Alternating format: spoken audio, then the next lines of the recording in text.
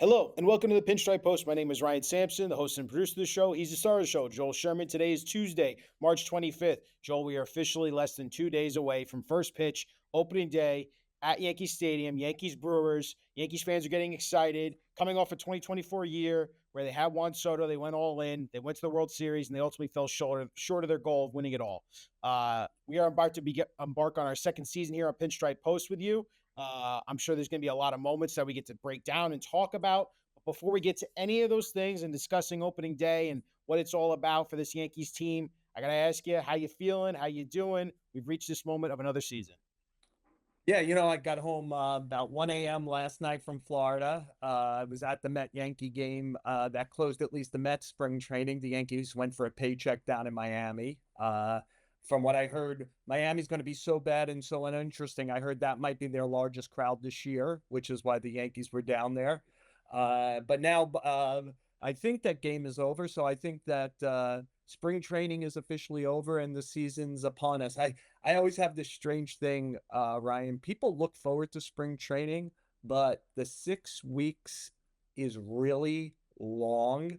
And so by the end, more than Christmas, more than New Year's, more than anyone's birthday, everyone is just looks forward to the end of it, where they're just like, when do we get out of Dodge? And so everyone's out of Dodge. We're about to start a season, and I think it's a fascinating open book season for the Yankees. We could sit here today, and I'm sure we're going to talk a lot about this, and you could convince me they'll win 94 again and win the division, and you could convince me that they just have a lot wrong with them. It will be hard to overcome all of it, and they get trapped, and it's maybe even an under 500 season. I think there is a pretty wide variable on every team in the AL East. I think every team probably has some shot at winning it. I think all the projection systems have that like everyone has at least a double-digit chance to win it. And that means that everybody has a chance to be on the wrong side of the window looking in. Yeah, I think you highlight a very interesting aspect of this season, Joel. It is injuries have taken a toll on a lot of these teams in the AL. It's a fantastic column. If you get a chance, go on nypost.com, check out Sports Plus, Joel's new column about how the Yankees injuries are not the only one experiencing this. There a lot of other AL teams are going through this, and they're trying to figure out their roster construction and how they're going to put these teams together to start the regular season. But this is a Yankee show, and we got to talk about the Yankees, and we got to figure out how this team is going to go this year, Joel. And I know you don't like predictions. I know you don't like taking up, this is where the team's going to be. This is the over under. But I want to start with first pitch, though, about the way this team has been constructed and the way they've gone through spring training. I got to ask you point blank, Joel, is this a World Series contending roster that the Yankees have constructed for the 2025 season? So, Ryan, there's a lot of reasons I don't like predictions. One of them is even when you're right, you're not. Because if we were doing this show last year and I said, I think the Dodgers will win the World Series, which wouldn't have been that bold to pick, right? The Dodgers were among the handful of the best teams. One of the reasons would have been because they have such depth and quality in starting pitching. And by the time they got to the World Series, they almost had no starting pitching. It's how the Yankees almost snuck back into a World Series. They were losing 3 games to none, is the Dodgers were running out of starting pitching. And if the Yankees were good at baseball, they would have forced the series back to Los Angeles, and who knows what would have happened there. So I'm always hesitant to kind of make big, bold predictions because they're just, even when you're right, I'm not sure you're right. Having said that, I think that this team is fully capable of doing special things if they're able at the right time to probably having to add at least a starting pitcher. If you tell me that someplace between now and July 31st, 6 p.m., they get Sandy Alcantara, they get Dylan Cease, they get somebody of that ilk. The Reds aren't in it. They get Hunter Green. The Pirates aren't in it and decide to try to sell high on Mitch Keller. Somebody with a big arm who you could imagine helping them get in and helping them do something once they're in the playoffs. I think they have a shot. I think that the positional group is very different from last year. It's amazing how many different players are going to be on this roster than was on opening day last year, Yep. all around the team and who they're going to count on. But I think there is not a great team in the American League. I think there's a lot of good to very good teams that, again, could include the entire AL East. portions of the AL Central and portions of the AL West. So there's probably 8 or 10 teams that are feeling like they could get in.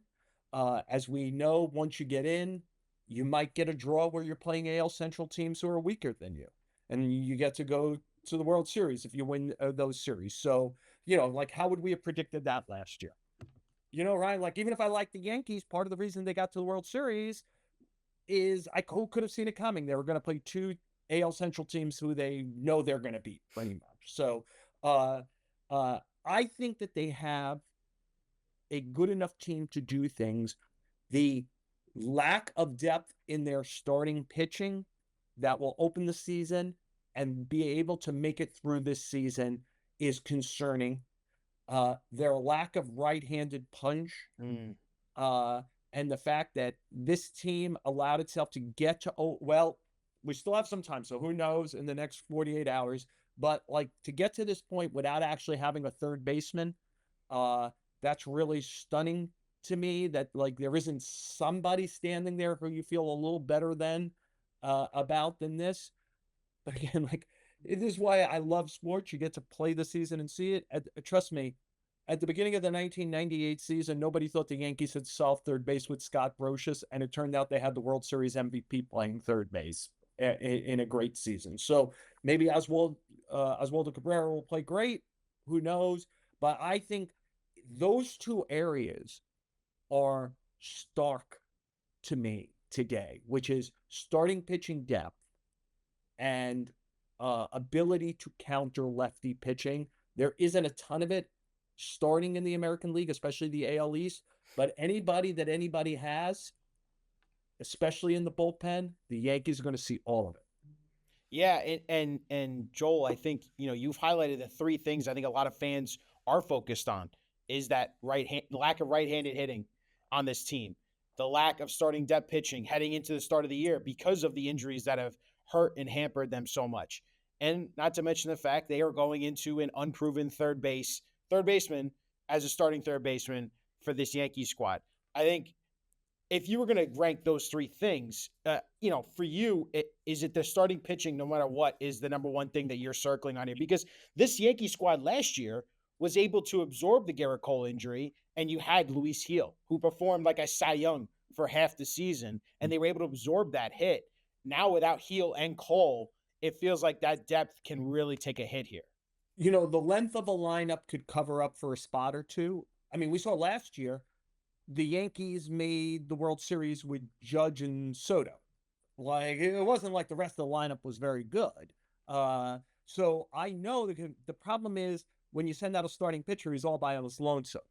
And I don't know how they could feel great about Will Warren. I don't know how they could feel great about especially Carlos Carrasco.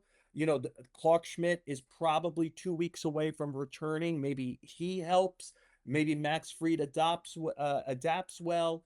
Maybe Carlos Rodon in season 3 is a totally trustworthy player. Maybe Marcus Stroman has something to prove and won't give up 30 home runs this year. But I think that, the absence of Hill and Cole are just not really easily solvable, as they wouldn't. That was going to be the number 1 and 3 starter on the team. The number 1 will not be there this year at all. Do they get the number 3 guy back? If I made it June 15th and a half, which way would you go, under or over in a little thing, But the fact that I'm talking about June 15th means it's half a season. It's going to be about 80 games by the time you get there. So I just think it's really tough.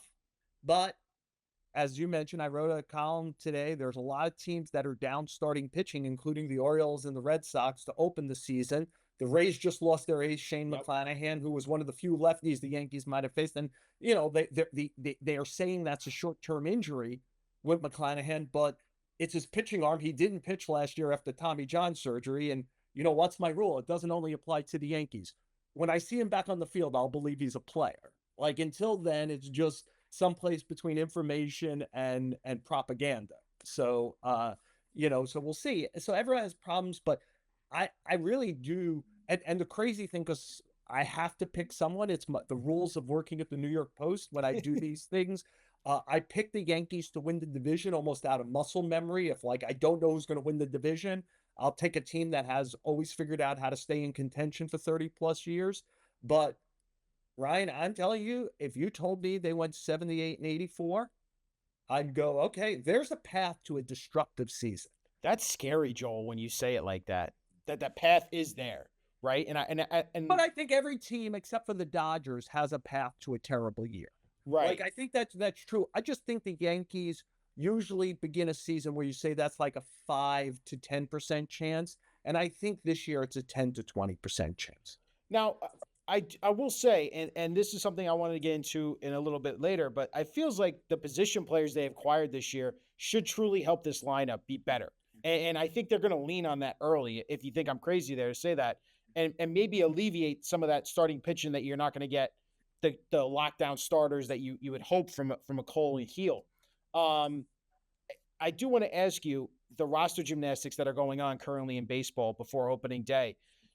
Aaron Boone played a little bit of a game, I felt like, before the game today against the Marlins, saying Ben Rice hadn't made the roster yet. And then he announced after the game Ben Rice did make the roster. And you've just laid out to us, don't be surprised, Ryan, in the next 48 hours. This is what all teams are going through right now. In your gut feeling, do the Yankees still make a move for a bat before opening day? I mean, they were trying. I think the fact that Boone probably has said that publicly, and again, I came back from Florida last night. I was not in Miami today. I saw the same quotes that you saw, but I want to be transparent to the people who watch. I wasn't there. Uh, I suspect that he has been hearing from his bosses, Brian Cashman notably, like, I'm trying, and at some point, I don't think we're doing. Plus, you got to get on a plane to come back to New York. Who's getting on the plane?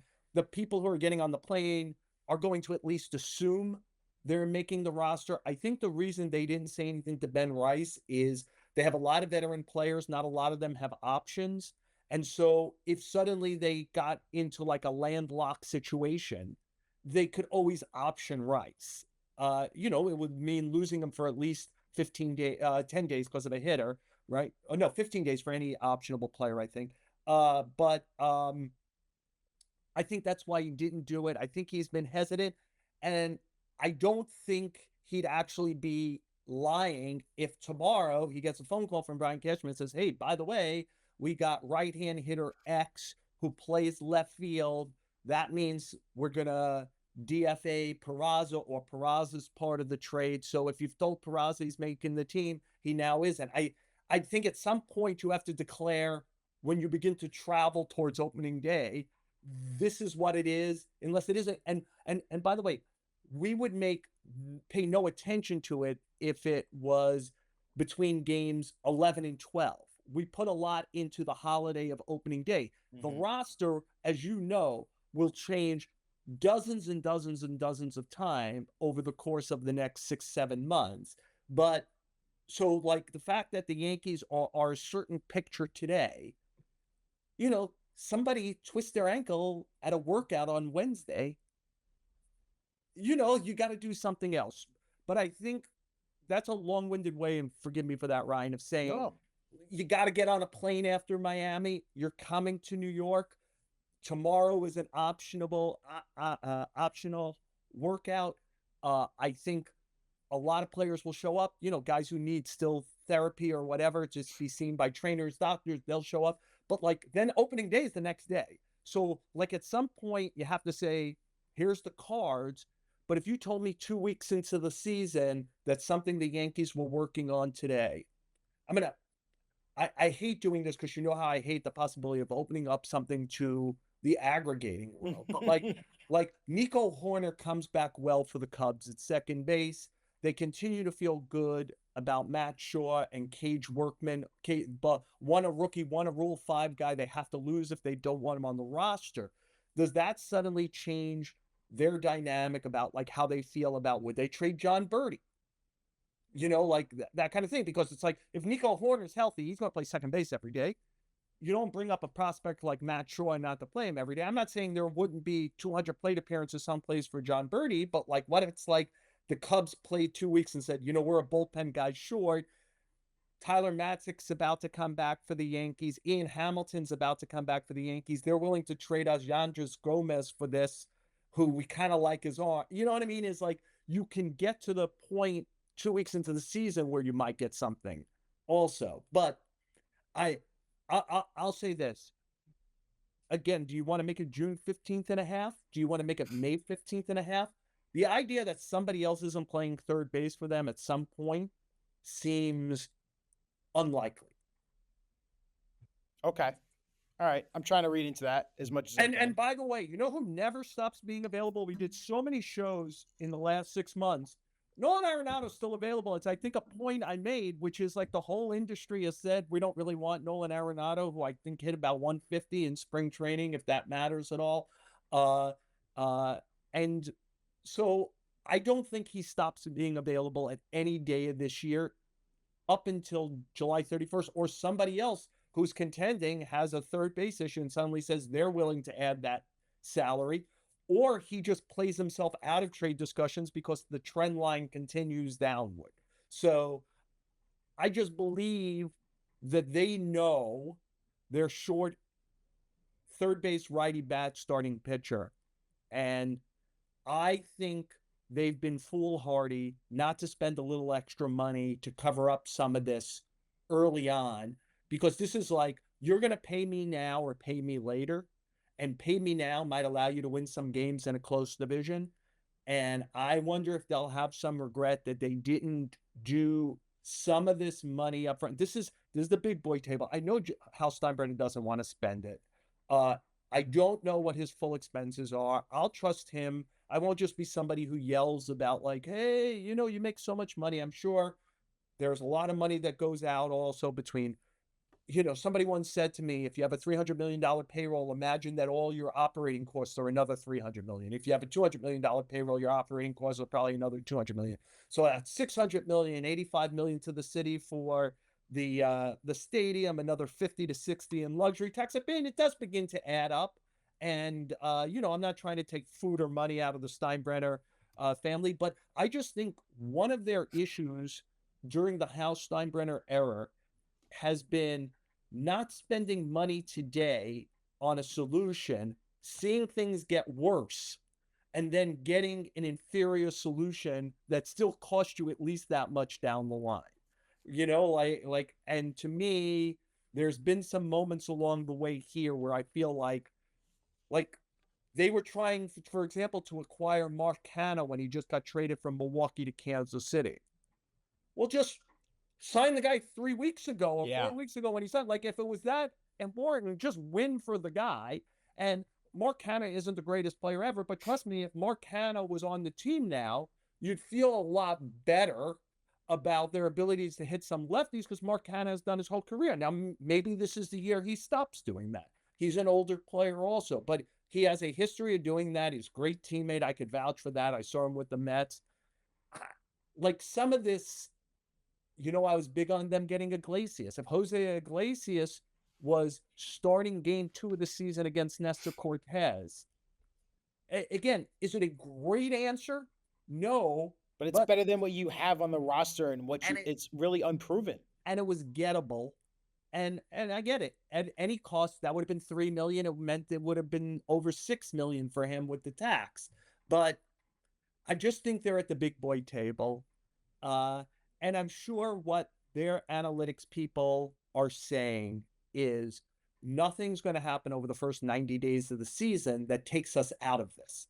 So we could fix it as it goes along. And that's probably a level-headed way to look at it.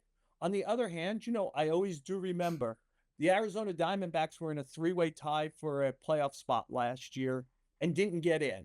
They were 1 win away. You know, the win in April will count also, if you get it or not.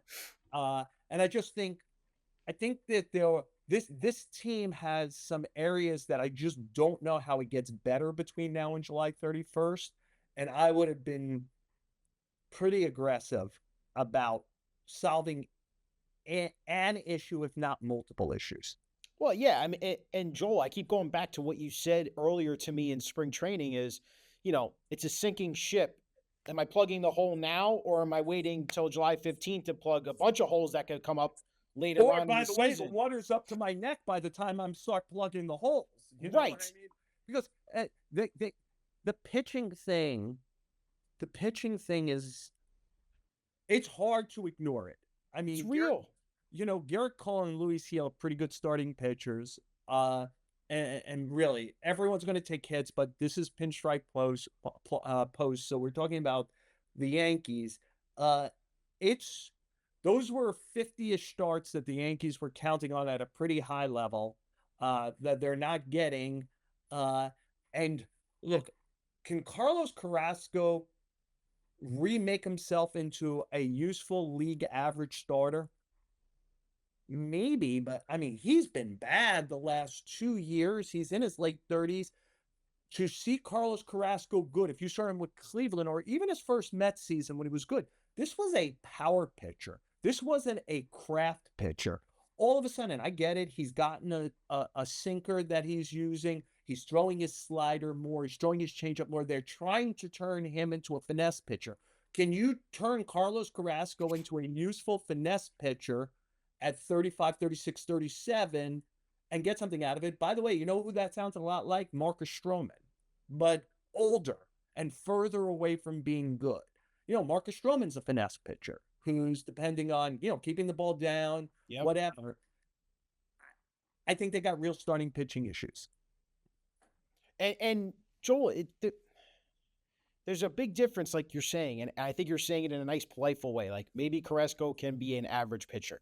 Who knows with Will Warren? He's had a nice spring, but it's like he hasn't proved it at the major league level at a consistent level. His metrics may be off the charts in the spring, but like you said, you get concerned when you start throwing new pitches and your velocity ticks up, and there's different ways of how you want to see how this guy responds over the long haul, because it is the marathon that we're talking about here. And there's some other things that are alarming, and I got to credit our guy Tommy Hogan on some of these stats that he provided the other day. The Yankees don't usually start well. A couple of key contributors that you'll be relying on to start this season. Joel, Luke Weaver, just for the mention here, he has a 6.20 ERA in the 24 innings he's thrown in cold weather. Paul Goldschmidt's only hit one home run in his career in 137 plate appearances in cold weather. Like, they are going back north to a cold weather, and they're going to be playing in a lot of outdoor cold stadiums to start this season. These are players that you're relying on. How was Luke Weaver in September and October in the cold weather last year? Is it just cold in April that he can't pitch in? Cold in April, correct. I mean, so here's what pay attention to about right? Luke Weaver. Luke Weaver is throwing 94 in spring. That's more worrying. You're counting on him to get big outs late in the game. Now, on the other hand, he was terrible in spring training last year. I mean, the Yankees really thought, we wasted some money on a guy in spring training last year. And then the lights went on, and maybe he was bad for the first couple of weeks, but he was pretty good. But he was not good this spring. Like, he wasn't throwing hard or as hard as good. Like, him and Edwin Diaz both stood out to me when I was in the two camps. That was not their max numbers or right on them. And so, I got my eye on it. On the other hand, so here's what I would point out about spring training. Last year, the worst hitter in Yankee spring training was pretty much Aaron Judge. He had one less homer than he had this year, which was one. He also had a bad March and April. You remember that, Joel, to start the year last year. He had 0, and he went on and won the AL MVP. The two best hitters for the Yankees last spring were both named Anthony. It was Volpe and Rizzo. And Volpe started okay, but didn't hold it. That's why everything it's better to have a good spring training than not. There was a lot of encouraging signs about Bellinger and Dominguez and Rice and Wells, but there were a lot of encouraging signs during the course of last season about Rice, about Wells, about Volpe. The difference between being, to reaching a above average status as a major leaguer is doing it consistently. Now, obviously, Soto did it consistently at the highest levels. It's unfair to compare people to him. He's going to go to Cooperstown on his first ballot, whenever that is, 15, 20 years from now. But Wells could hardly have been more impressive. But July and August were really impressive last year for Wells, and then it didn't hold. Rice came up like a ball of fire. Volpe opened great, plummeted, got great, plummeted, had a great World Series. Like I don't know. I got to see it. You could make the case that all of those. By the way, if they're all good, Yankees going to average 5 runs and probably be fine. Yeah. Like, and my favorite move of the offseason for all Cody Bellinger. both New York teams was Bellinger. Yeah. I was saying you got to do it before they did it. I certainly didn't back off. You could hardly look better than he's looked. He's about to go play 80 plus games, really 90 games when you consider Tampa is the Yankee dimensions, and the Yankees will be playing 9 road games in Steinbrenner Field this year. I'm sorry, 6 road games in Steinbrenner Field against Tampa Bay. So that's 88, 89 home games pretty much. I think Bellinger will have a big year, but like I knew Soto would have a great year. Like there is less no with this team. There is a pathway for them to be very, very good, and there is a pathway for them to not be very good. Well, that brings me up to not do up, sorry, Radio Rational. My Radio Rational take here, Joel, is the lineup. And I truly believe heading into this season, the things you just highlighted, Bellinger, hoping to get a lot of Goldschmidt, but it's the young guys, Wells, Volpe, Dominguez, and Rice now. I have this feeling that this Yankees offense is going to be a lot more fun and enjoyable for fans to watch because they are athletic, they are young, and if these guys can get on base, and that is the key for me, if they can get on base, including Jazz Chisholm, all of these guys can be athletic and create chaos on the base pass against opposing teams. And it's going to be a lot more fun to watch as a Yankees fan.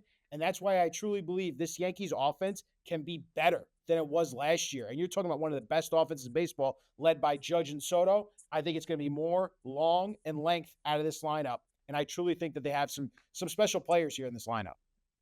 Yeah, I definitely think there's a shot at that, Ryan. I need to see it in the regular season, not in March.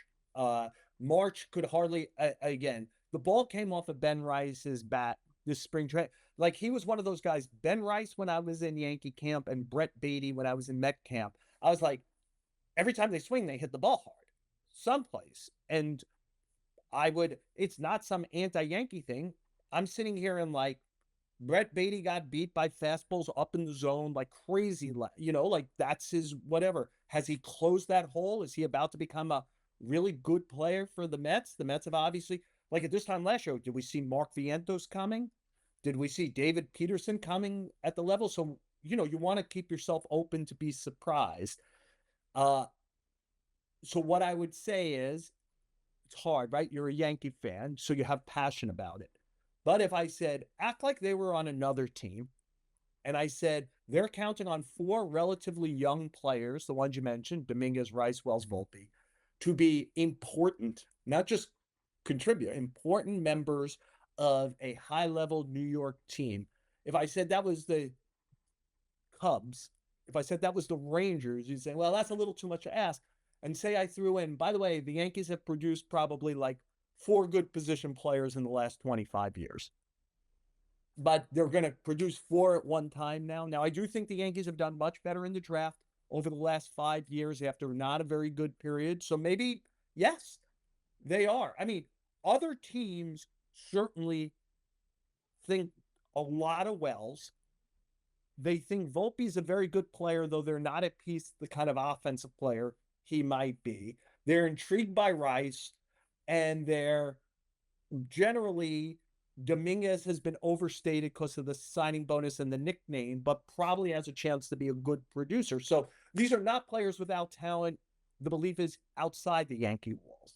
But the idea that the Yankees are going to go 4 for 4 with young homegrown players when you want to start ticking off the guys who've been great, above average for the Yankees in the last 25 years, position players, it's not a lot. Nope. Homegrown. Maybe. And if it is, what a hell of a story it's going to be, and how great that's going to be for the Yankees, since most of it is left-handed and they've been so bereft of it. They're probably a little too left-handed this year. I mean, do you want to start throwing in JC Escarra, who, though he's 30, is an inexperienced player who's going to get a chance because the Yankees like him so much to play? I maybe. But if I said they were all Cubs, you would say, nah, that's not going to happen. Well, again, I hear you on that part about 4 for 4 on the young players.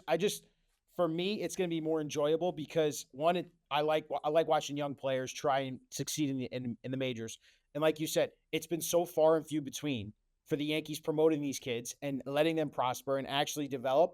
We thought the baby bombers of 2017 and beyond would really carry this team for years, and you've seen how much that has fizzled out. Right now, you're hoping to see if these guys can hopefully provide some of that and support with the Judge and Bellingers and Goldschmidts of the world. The Yankees should have enough of a lineup where I don't have to go into the game, Joel, and go, if I don't see Judge and Soto perform, we're kind of screwed offensively. Because that's what it was Well, last year. but you do have to see it. You like the idea of this. We'll see if you like the idea in a month. We'll see how they're doing. You probably like the idea of Greg Bird, Miguel Andujar, and Clint Frazier at And some Gary point, Sanchez. and Gary Sanchez. Like at some point also. And baseball's hard, man. Most people don't succeed at it. Major League Baseball is hard. And it's a hell of a story if they all succeed. Most I always encourage people to go through the exercise. Go back 5 years, 10 years, 15 years, 20 years. Look at the top 100 prospects on, say, Baseball America, Baseball Prospectus, whoever you like, ESPN, MLB, whichever outlet you like, and then start seeing how many of them really produced. And it's always interesting. I wrote about this during spring training. I went and looked. Brett Beatty was a top 40 prospect back-to-back years in 22, 23. And he's in this cohort of players who are just like him. They all had great reputations, and none of them have succeeded. A lot of Miguel Vargas players who's going to play third base for the White Sox this year and has done nothing but fail in the major leagues so far for the Dodgers and the White Sox. And these are players who, when you bring up their names, to fans who've never seen them swing or lift their arms, they go, you can't trade that guy. And I'm like, you can't trade the guy you've never seen play baseball? Because he's on a list that you don't know how he might be on that list because the writer has a good relationship with one particular scout who might be okie doking him because he wants to build up the value of the player. You don't even know how these guys got on these lists. It's like when somebody tells me somebody's war, I'm like, okay, what's the equation for war? You're screaming something in my face, you don't know anything about it. And so, I mean, it would be a hell of a story if Brett Beatty was good and had a year like Vientos. It'd be a hell of a story if all of these or some of these Yankees produce. I mean, Anthony Volpe's had 1,000 plate appearances. Yeah. He ain't just shown up on the turnip truck. So, we need to see some more there. And then finally on the young guys, Joel, I had a pretty good back and forth with some of my fan friends here about Dominguez and Wells, about who could be more of an X factor. And I kept thinking back to what you had told me. And you said, Brian, if you have a catcher that offensively can get on base a lot and can give you a lot of home runs and power and slugging, and the Yankees are going to rely on Wells to be their, it sounds like the leadoff guy in this lineup against righties in front of Judge to get on base, that sets you so much further apart compared to the rest of the teams in the American League if you have one of the best offensive catchers in baseball. Is it really Wells is the bigger X factor here than someone like a Jason Dominguez who, again, like you said, he was hyped up from the start ever since his nickname came out and the signing bonus, but he hasn't gotten that chance to actually play enough baseball? Yeah. Part of the answer to, there's a couple of things I would say. Part of the answer to that is you can find a corner outfielder between now and July 31st. It's hard to find a catcher. And the last thing, it was interesting. I was talking to somebody with the Mets and I was asking, are you actually going to go with Hayden Senga as your backup catcher? And they're like, yes. And I'm like, why? And they said, you don't know how hard it is to bring in a catcher who hasn't been with your coaching staff and your pitchers and expect them in the modern game to play catch up and do it. And that's true today, but I'll even go back. Brian Cashman traded for Pudge Rodriguez one year, 20 years ago. And afterwards, it kind of went really not well. And I remember him telling me, unless I have devastating injuries, I don't want to trade for a catcher during the season anymore because it's just too hard to integrate them into everything you do and for them to be familiar with what your pitchers like, when they like it, how they like it. Because usually it's a veteran catcher. They have some stubbornness that you got to knock out of them, like in the offseason and spring training. And it's just hard. And so I just think it's very hard to solve catching during the season. And so that's one thing. And then the second thing, and I think I might have brought this up on a previous show, I encourage people to go look, like on Baseball Reference, at the 2000 Mets. It's not, I mean, there's talent, but there's not World Series talent there, except that Mike Piazza was their catcher. And almost every day, and he played a lot. And so almost every game began where he had about a 300 or more point OPS advantage over whoever the other catcher was. And the Mets made up a lot of ground there. Yankees had Jorge Posada. There were other good ones around, but those two guys were probably the two best offensive catchers at that moment. That gave both of those teams a huge advantage over the competition. If Austin Wells is, let's be tempered, a 25 homer, 750 OPS, and that's high end, but I bet you there's Yankee fans who are like, wow, he could hit 30 homers and be over 800, right? 25 and 750. With what the Yankees think about his leadership, his game calling, his framing, his general catching ability. That's a starting all-star. And that is an advantage over, you are pretty much getting what the Orioles believe they were getting with the first overall pick of Adley Rutschman. Adley Rutschman, yeah. And you're getting it with a guy you took with what? The 25th pick in a draft. I mean, if he actually turns into that. And I think it's within, if you ask me, of all those young guys who I feel best about him, but he does the most dangerous thing. He's one foul tip away from not playing for you for a while. And so it's a tough place to have one of your better players, but I do think he has a chance to be, him, Rice, Volpe, Dominguez, the one I feel best about is him. I couldn't agree more with you, Joel, and especially from all intents and purposes, Aaron Boone. Because his head is so good also. Yeah. He's going to be the sergeant at arms to Judge at some point as a leader on the team. I think people thought that about Volpe, but I don't think that's Volpe's character. I do think it's, even if Volpe were turned into a borderline or better all-star level player, I do think it's within Wells' skill set. Yeah, I totally agree with you, Joel. And I think they're going to be leaning heavily on him, especially with this new leadoff spot for him. I believe it'll be the first time in Yankees history, correct? If for him to be leading off the Yanks. So that's impressive already as it is. And to do it at a young age, get on base in front of Judge and let's do some damage and see what this Yankees lineup can truly do. Because these Yankee lefties got to do a lot of damage. Yeah. When they get right. So like what I'll be interested in, and don't hold me to it because I haven't done a deep dive on it. I'm doing this from memory and I might be 100% off. But I think Aaron Savali is starting the third game of this season. Aaron Savali used to be, and Aaron Savali's a fine starting pitcher in the major league, but he's like a number 4 or 5 right-hand starter.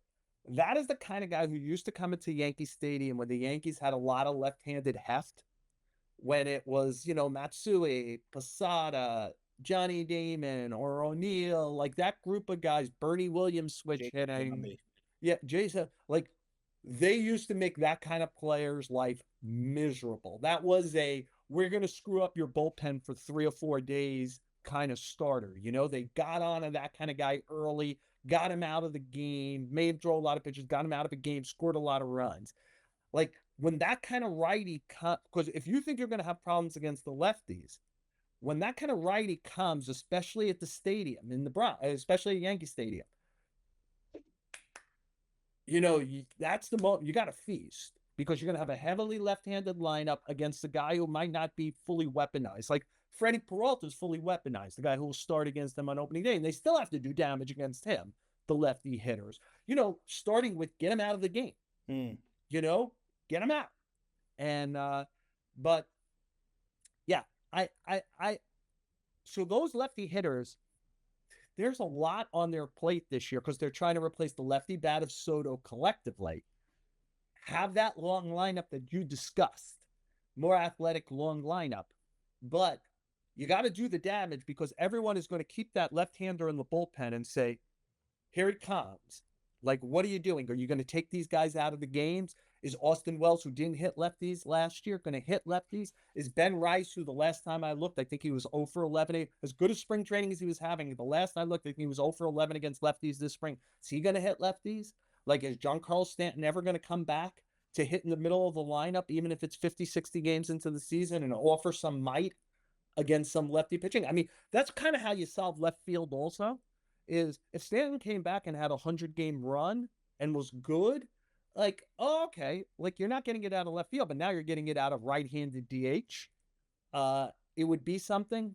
I don't know, like, are we going to see Stanton? How much are we going to see Stanton? You're going to see LeMahieu? How much are you going to see LeMahieu?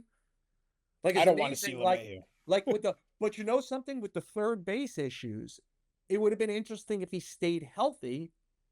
Like, because remember, is like at this point, could like DJ LeMahieu have had a 680 OPS and just been a good at bat and good glove? That would have been fine. It's not what you want. Yeah, To use it's not about term. But my concern when I talk about guys like Peraza, Cabrera, Carrasco, and Will Warren is it's okay to be slightly below average if you have a lot of above average players. What you can have is unusable. Like, there is not as, like, the last 2 years, Carlos Carrasco verged towards unusable, right? Peraza, to me, feels pretty close to unusable if there isn't the lights are going to go on and his light's going to go on. Like, he feels like a completely, at least in this atmosphere, this New York environment, a completely failed prospect for them. Like, it's not, I don't see it. I always leave myself open to be wrong and surprised. I didn't see Mark Vientos coming. Like, that isn't like I was saying behind the scenes, oh, you got to watch Vientos. Like, so you could always be surprised, but they have some players on their opening day roster who I think over the first 30 days of the season could reveal themselves as unplayable as New York Yankees. Yeah, and I would counter DJ LeMahieu's unplayable too at this point in his career. Just because and I agree with you. I test your memory. When it was the offseason, I think I said there's like a 10 or 15% chance that he could be a player. And I remember your first thing was like, and I said, do you understand? That means that I'm saying there's an 85 to 90% chance that he's not a usable player. Yeah. I would go up now to 95% because, like, I think even if he has some skill left, I just don't think he could consistently stay on the field. But he'd certainly be the right-hand part of that platoon if he was healthy, because unless they're seeing something out of Peraza, I haven't. Like, to me, the ball's not coming off his bat. He doesn't seem to be playing with confidence. There just doesn't seem to be anything special about him. And who knows? The Brewers will bring in a lefty reliever on, Brian Hoeing or someone like that on opening day.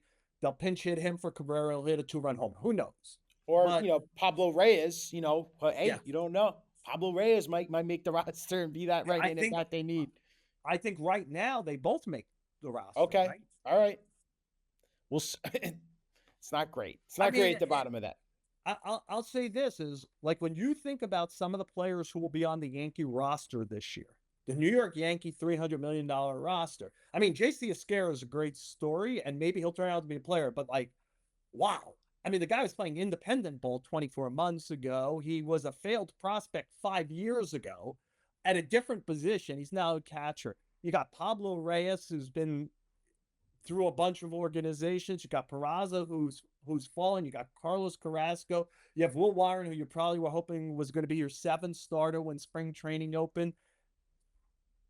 You got some stuff on the roster that's interesting. That's a nice way to put it, Joel. Stuff. And now it brings me to Joel's notebook. Somebody told me I cursed too much on the show, so I turned it to stuff. I enjoy the cursing because I think it's real. Okay. Well, fuck that then. They got a lot of shit on their roster. Let's get to Joel's notebook. And you mentioned just there, J.C. Escarra.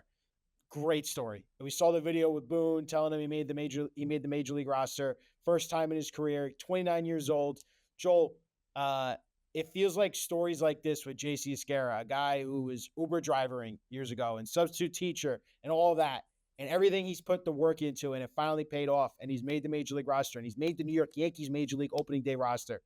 Are these the type of stories that you got into journalism for, and it's really just so great for you to be able to be around and cover during your time here working at the Post and just overall as a journalist? Yeah, I love this story. Not trying to pat myself. I think I was the first one to kind of recognize that he had a shot to make the team, and I wrote the long story about his background: substitute teaching, Uber driving, working for a contractor in Miami, all this stuff. The teams he played for in independent league, the travels through becoming going from a first baseman to a catcher, first a failed first base prospect with the Orioles to a guy who's made it to the major leagues as a catcher with the Yankees. Yeah, I love that because there's still nothing I enjoy doing more than reporting. Uh, I like starting with nothing. I'm curious. I like asking questions, and that starts with a spark. I ask a question in, I want to say, late December. Who's your backup catcher if you're trading Trevino? And person A says, "Oh, we really think a lot of JC Escarra." So, I go to Baseball Reference, JC Escarra. Like you're doing that thing. It doesn't look very, I mean, he had a good year last year, but he's 29 and he's, so I call up Yankee guy number 2. Hey, I won't write it one way or the other. I'm just curious, to have a feel of what you're doing. Who's your backup catcher? JC Escarra. So now I'm like, okay, like at some point on spring training, I got to go over and figure out what the JC Escarra story is. And, you start asking people around the team, calling people who know him. Then you talk to the guy, I was going to say kid, he's 29. Great story. I thought Wilking Rodriguez was who didn't make the team. Great story. He hasn't played in the major leagues in 11 years. He almost made the Yankees, right? He's a 35-year-old guy with options. You Crazy. don't see that a lot. And so, yeah, I getting to tell a good story kind of does still get the boat on the top of the water for me. I think that means float the boat. So float the boat, not sinking, not plugging the holes, but floating the boat for you, Joel. Yeah, look, if you hope you're doing the job well. And one of the things you hope that would be a side of that is you're telling people interesting, entertaining, dramatic stories about things they don't know, whether that's a new trend or a guy coming out of nowhere to be the catcher of the team or a trade that's being brewed about.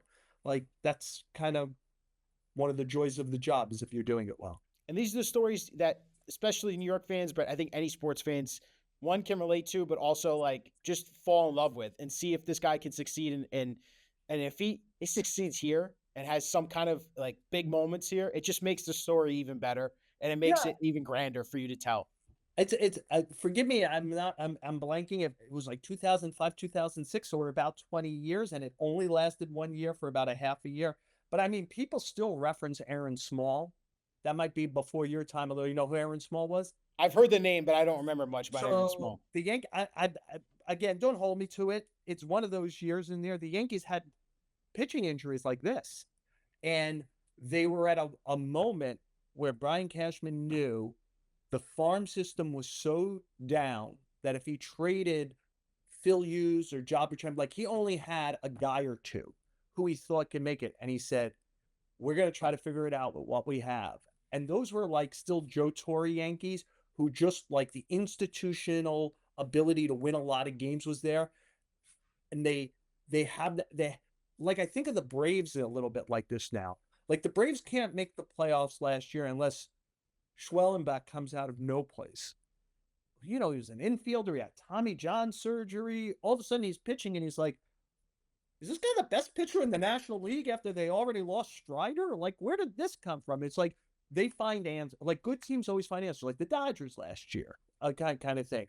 And the Yankees were they've mainly been like that for 30 years. There was a year where they had a bunch of starters down. I want to say like Pettit was down. It might have been a year where they still had Carl Pavano and Jarrett Wright. Again, I might be conflating years here, but they had a lot of starting pitching injuries, and they bring up this journeyman starter, Aaron Small, who's probably 30. He's been up and down a few times, but hardly has any history. He went like 10-0 for the Yankees, started a playoff game for them, and then was out of baseball by the next year.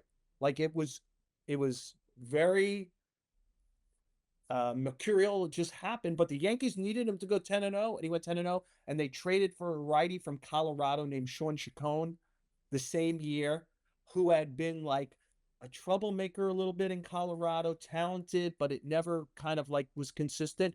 And that guy must have gone like 10-2 for the Yankees and pitched great for them. I think won the only playoff game they won that year. Chacon won, I think. Again, we're testing 20 years ago for me. But the Yankees needed it, and it's like, is Carlos Carrasco going to be Sean Chacon? Is Will Warren going to be a version of Aaron Small? Because good teams get what they need and figure it out. I don't know, but the Yankees have been like that largely. Like, oh, what do we need right now? We need Mike Tauchman to play well, or Mike Ford to play well, or Cameron Maybin to have the last burst of his career. Like, they've really gotten a lot of that over the last 30 years. They're a much better.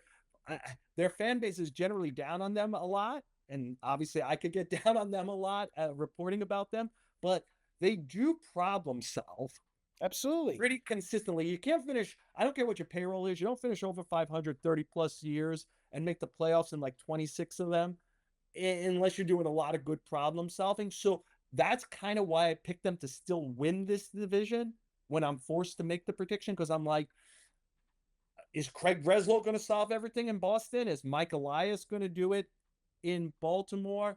Is Tampa Bay playing in a different stadium with a threadbare payroll going to figure it out? Is Toronto, which has like a Frankenstein monster of a team, a lot of talent, but I'm not sure it all works together, going to figure it out with the Vlad Guerrero thing hanging over their head? Like, everyone's got issues.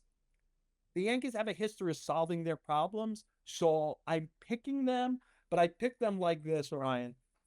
Like a little bit like, I got to put somebody in that first slot, and let's go with the Yankees. And because I don't feel, because mainly because of the starting pitching, I don't feel great about it. Yeah, I mean, and look, Joel, they got some of those things last year from a guy like Luis Hill and a guy like Michael Tonkin. They didn't know they needed Michael Tonkin. Tim Hill. Picked up all these guys who Luke Weaver. The White Sox lost 121 games. The Yankees picked up 3 relievers from the White Sox who helped them. Like, they were guys who were bad for the worst team in the history of the game. Now, I guess I'm counting Ian Hamilton, who was with them a few years ago, but Tim Hill and Jake Cousins were with them recently. Tim Hill was with them last year.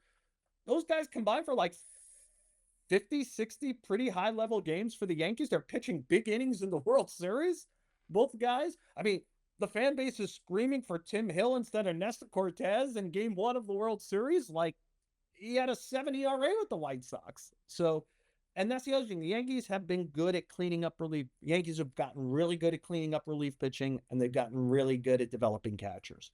And that solves some problems as the season goes along. Certainly does, Joel. That's a show. Opening day. Looking forward to seeing you there in your coverage.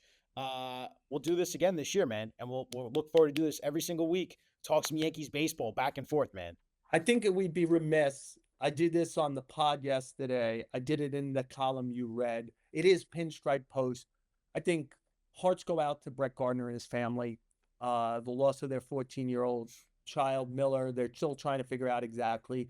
I mean, I've heard a bunch of rumors and stuff that won't, I won't dignify right now, but whatever the case, a 14-year-old, I said it yesterday.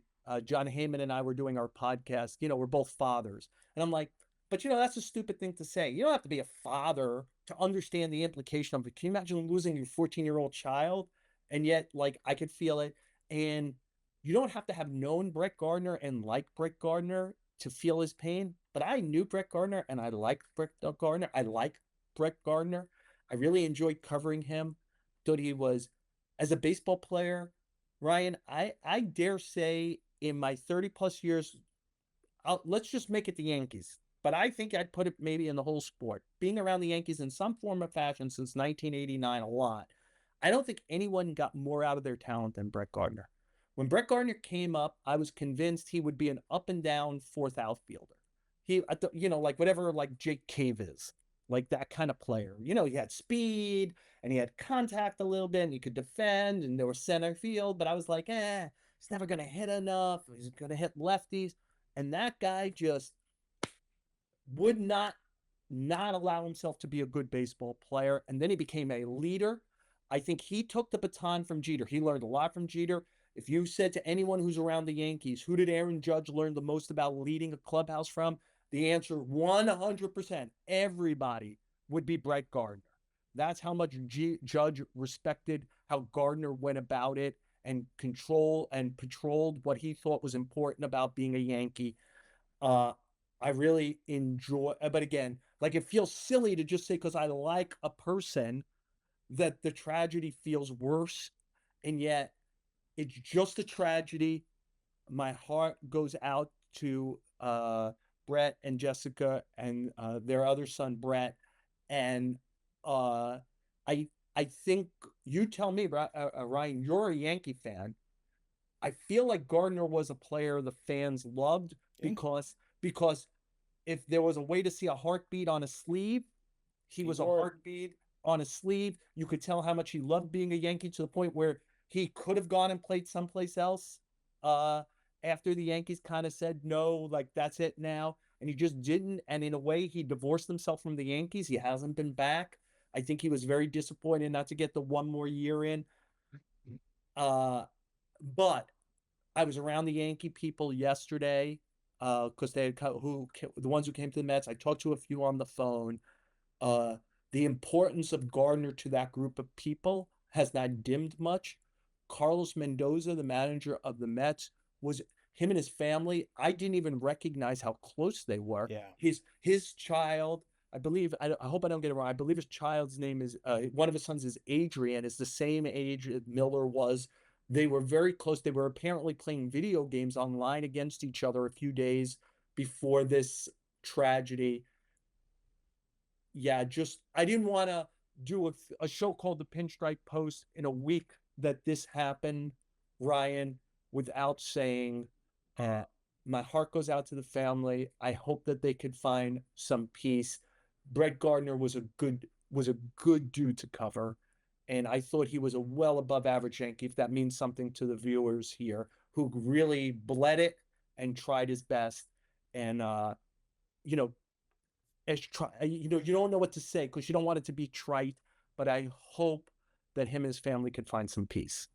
Yep, that's all you can in a time like this. It's never easy. The words I think you've said are very beautiful and eloquent, and hearts do go out to him.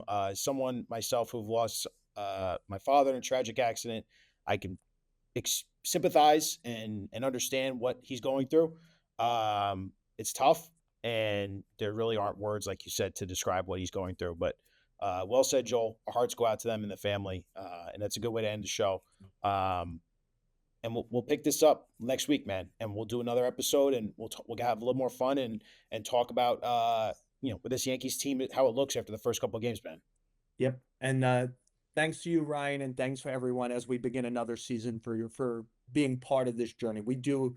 I know I speak for you. We appreciate that this seems to be growing and people are finding us, and we hope we give you a good ride all season. Whether the Yankees do or don't, I hope we give you a good ride. Well said, Joel. Enjoy opening day, and we'll talk to you next week, man. All right. All right. Be well, Ryan. You as well.